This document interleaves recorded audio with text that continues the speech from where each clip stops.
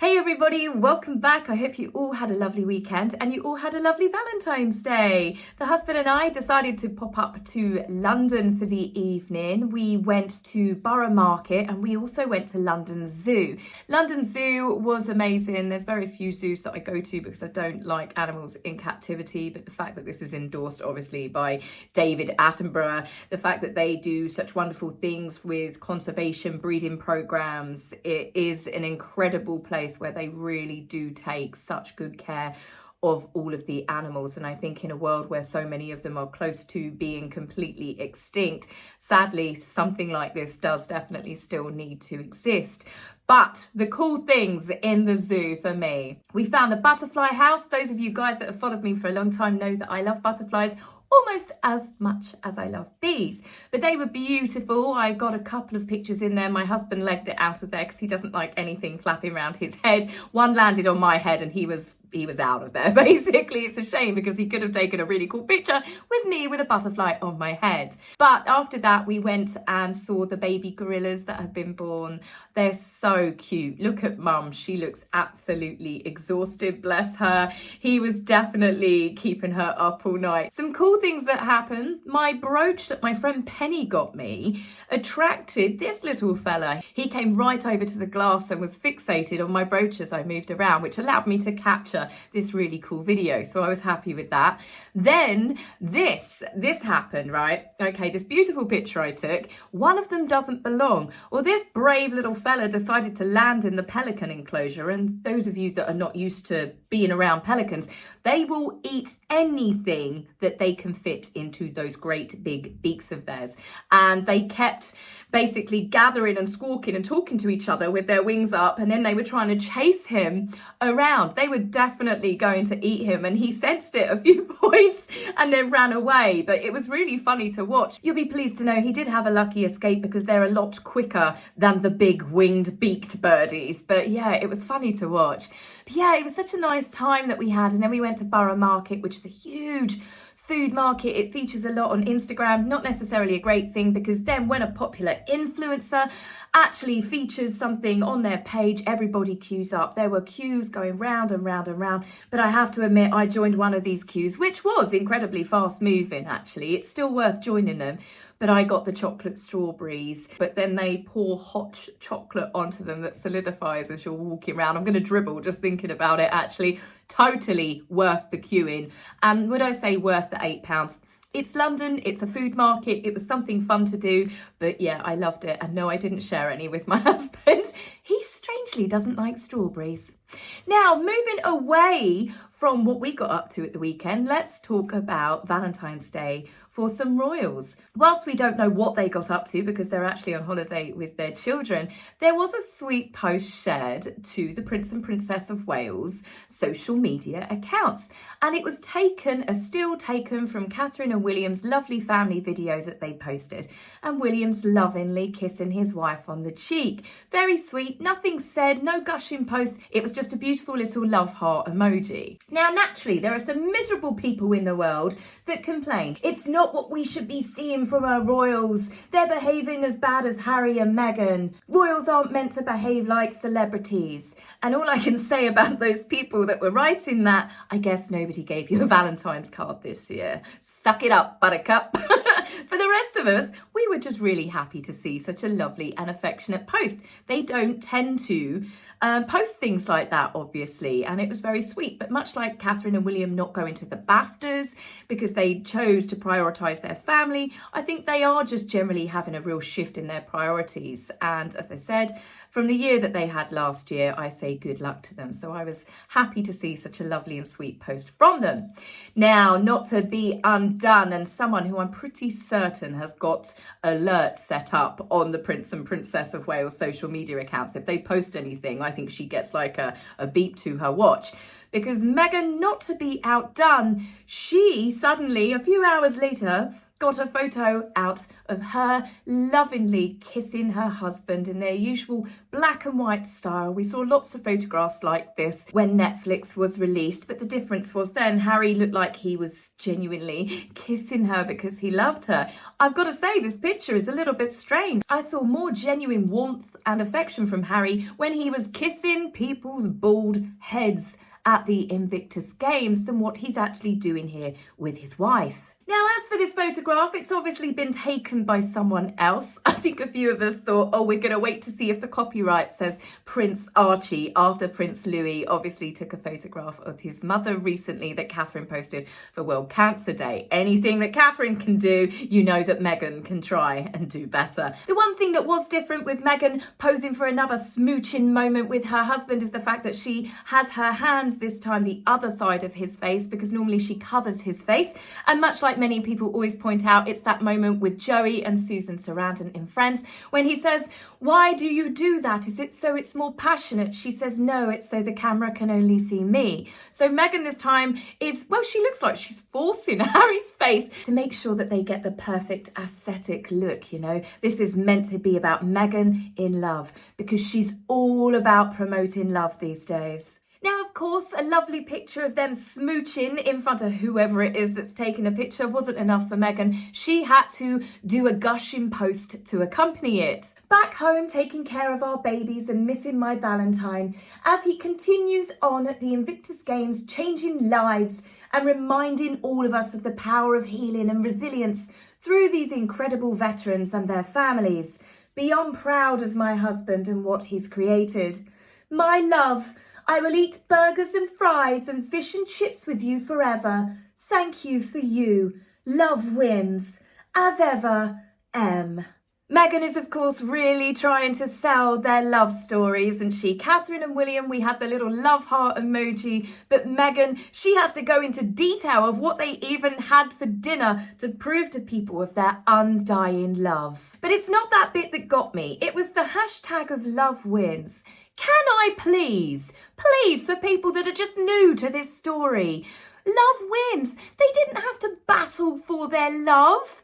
Harry and Meghan were honestly given so much support. There was an incredible outpouring of goodwill, of love from the UK, from the British people, from Harry's family. Harry said that Meghan wasn't welcomed enough. The Queen took Meghan on the royal train. This is something that Catherine had to be part of that family for, I think, basically a decade before she was given the allowances that Meghan was given. You know, they were given absolutely everything. As I said, the public support for this couple, they just wanted to see Harry happy. His family wanted to see him happy. That's why Harry and Meghan got away with so much stuff, because they thought, well, if they give in a little bit, which is part of the reason why Harry's turned out to be the way that he is, then perhaps they would be happy, stop causing problems and actually settle into royal life. But as we know, that was not what Meghan was ever about. She wanted problems, she wanted to cause problems, and she certainly overachieved in that. But for them to say love wins like they've had a battle for it, get over yourselves. Now, as for the bit about Harry being the one changing people's lives, well, that I've got a problem with as well, because sadly, the Invictus Games this year looked to be more in decline than ever before. But there was an awful lot of empty seats throughout the Invictus Games. The arena that they had it in, the number of seats or lack of bottoms on seats, people could see event after event after event. And not only that, with Meghan's presence there, using it as a platform for her to basically show the world that they're not divorcing. She's not been shopping for that divorce book. They're more in love than ever. It definitely took a lot of attention away from the games, which would have been at its highest point in the beginning few days. Now, showing Harry and Meghan how it should be done, a real royal couple did arrive, and this is Prince Joachim and Princess Marie. And they were there in their team colours, in Invictus merch, sitting in amongst the veterans and their families. They were not pushing people away with their own security teams. They were not having 4 or 5 outfits outfit changes a day like what Meghan was doing. They blended in, they spent time with the team. Yes, they had some nice publicity photographs done with the team later on. They were there to support the team and to not take attention away from the games. Whereas Meghan, 4 outfit changes a day, as I said, she wore over £270,000 worth of new clothing, obviously not counting all of the jewelry. But it's also about giving her attention. Every item was listed and it was given to the media, so everybody knew what she was wearing. She was merching. Meghan does absolutely everything to ensure that the attention was on her, so I wasn't surprised that when Meghan left the Invictus Games early, as you guys know, I think that she wasn't intending to leave as early as she did.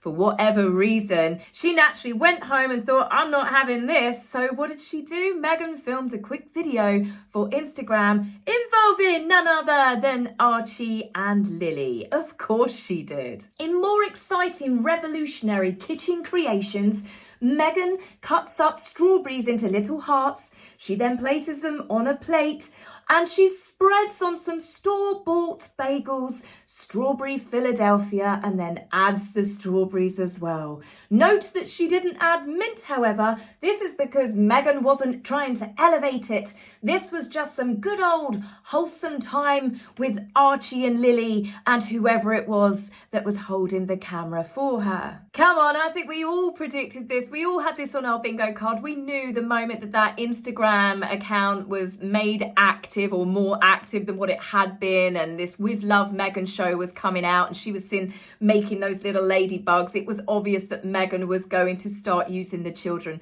From the moment her Instagram account went live in January, we have had unseen photographs of the children also added to a Christmas card. We've had her friend Gloria Steinem accidentally, on purpose, leave a personal card open with a picture of all 4 of them. We've had the children singing on a tribute to their dog Guy. We have had unseen clips released of Archie with his daddy. It's very obvious that we have seen more and heard more of the children since January, since she went live back on social media, than what we have done over the past few years. Every video that Meghan has done so far and released on her Instagram account is obviously a production, and everybody in it is little more than a prop, whether it be a dog, whether it be the children, whether it be those love bug plates. Everything in it, I think, features the same when it comes to Meghan when she does these videos. It's all to do with the aesthetics, to give the look that she wants of a candid, cute moment, and there's nothing candid about it. Even the love note to Harry is more of a prop to accompany this post on her Instagram account. Where Meghan's put love wins, it's got nothing to do with her and Harry's love story. It's about With Love Meghan, which is soon to be dropping onto the Netflix screens come the 4th of March, because Meghan is trying to reinvent herself for the 900th and 99th time. And this version of Meghan is an influencer who cares nothing about the worries in the world. She's here to post about love and to create magic purely by sharing her skills of how to be the perfect hostess. Yes, gone are the days of the perpetual victimhood. Meghan is just here to create magic and to elevate us all with a sprig of mint.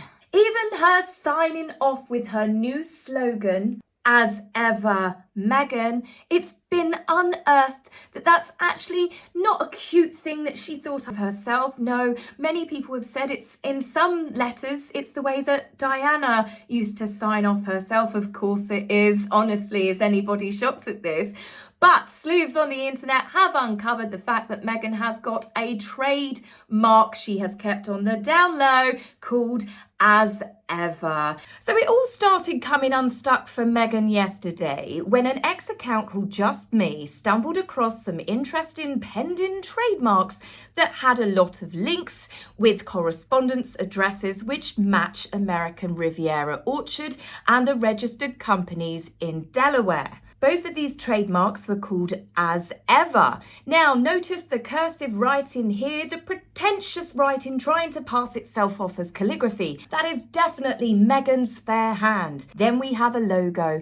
2 lovebirds or hummingbirds either side of a palm tree. We know that Meghan often speaks about Archie calling the palm trees in the garden Mama and Papa. I think she tried to make it sound like a cute story, but it actually sounds kind of sad that his parents were away so often. He referred to his parents being 2 trees that were at the bottom of the garden. Now, of course, internet sleuths were all over this, and it's 98% guaranteed with Meghan she's plagiarised something, and within hours someone had found that it bared an uncanny resemblance to a coat of arms. And as ever is the name of a New York-based clothing company. Something tells me that the Duchess of Disaster may run into some more trademarking issues shortly. So with only 2 weeks to go before With Love Meghan, and this being leaked before she was ready, there was only one thing for it. A new Mimi production for Instagram announcing her exciting new venture. So buckle up, people, we're going to break it down. Recording. Okay. A typical blink can you miss it moment with Harry, proving to the naysayers that they are in fact together.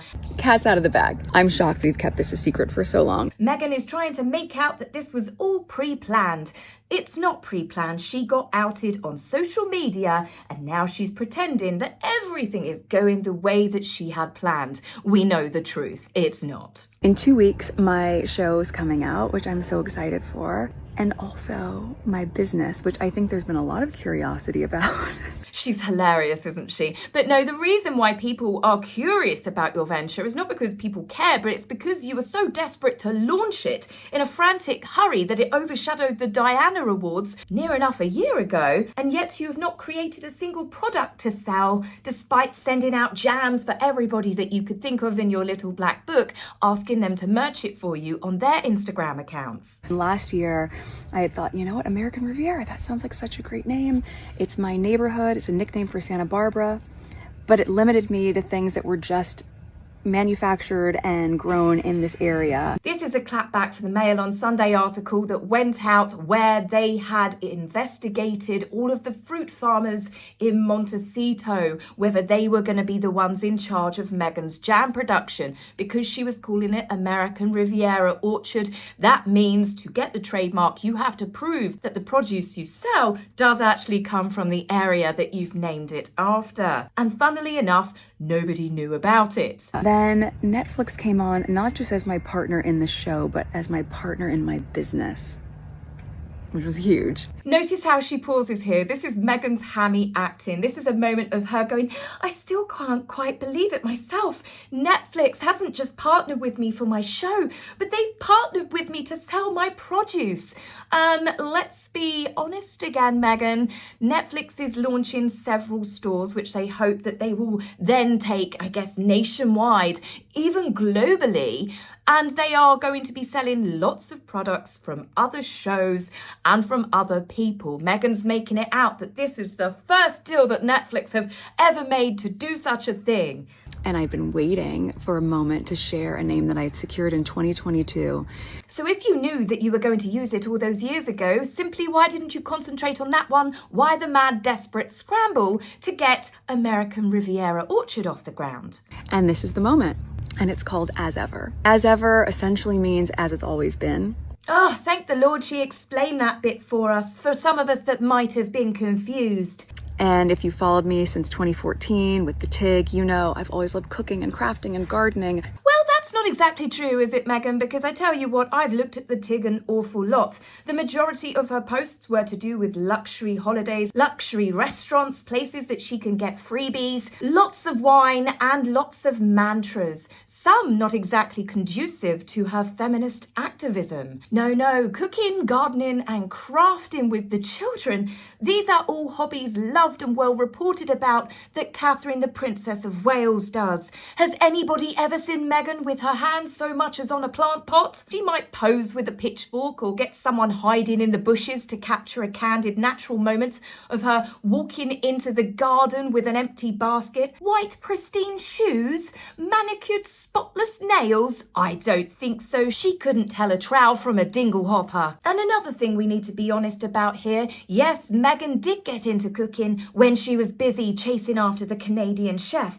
Then she got herself interested in Africa when she was chasing Harry. She has the depth of a puddle. This is what I do, and I haven't been able to share it with you in the same way for the past few years, but now I can. Of course, here we go. Just to remind everybody that Meghan was captured. She was imprisoned by the evil royal family and imprisoned in the Tower of London, wasn't she? That she had to escape. I'm so glad that Meghan is now able to start her Instagram ventures up again. So as things are starting to trickle out there, I wanted you to hear it from me first. Of course, there will be fruit preserves. I think we're all clear at this point that jam is my jam. Paul, we can now all sleep at night. I know that must have been very stressful for you, not knowing if Meghan was still going to be jamming with her jam. But there's so many more products that I just love that I use in my home, and now it's time to share it with you. So I can't wait for you to see it. Thanks, guys. This to me reeks of another chaotic, rushed release, as I said, damage control. She only applied for the trademark in September 2024 to be processed, and obviously it's not yet approved.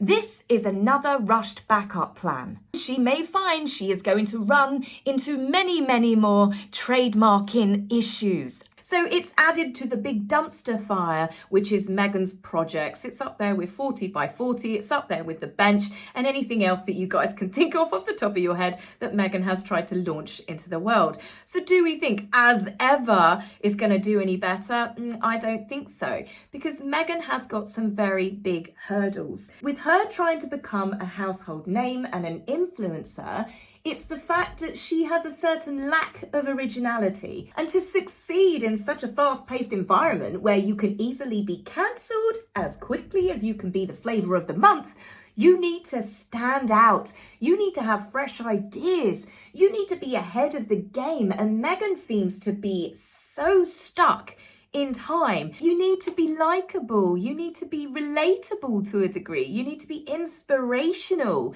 You need to inspire things in people that make them want what you are selling.